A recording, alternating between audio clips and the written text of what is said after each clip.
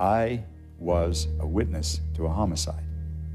On the 22nd of September 2008, the very SWAT team that I founded in the 1970s killed my son-in-law in my presence. I went over it and over it in my head because it didn't make sense the way it went down. There were officers everywhere. I kept telling them, let me talk to Brian. I know I can calm this situation down.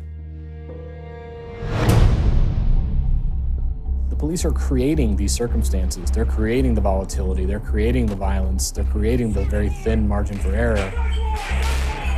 The premise that the cops are becoming more like the military, it is false. It's me as a sheriff preparing a deputy with all the tools that I can give him to go into a situation where there's a high probability somebody will get shot.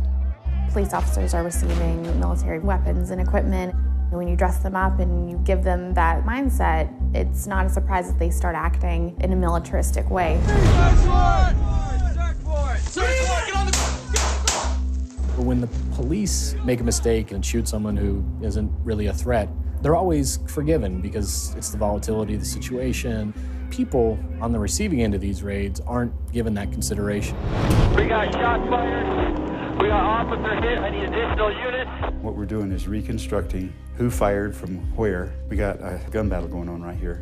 I don't believe that for 1 minute Matthew knew that it was the police that was breaking into his home. There's no doubt in my mind that he knew exactly what he was doing and who he was firing at. These guys need to go home at night with their families just like the rest of us do. 2 people dead over what? What were they protecting us from? As I began to piece together the puzzle, it became an obsession into trying to find the truth. Why? Why did this happen? Who's making these decisions? The objective of our entire profession is to bring peace. Sometimes peace is purchased with violence.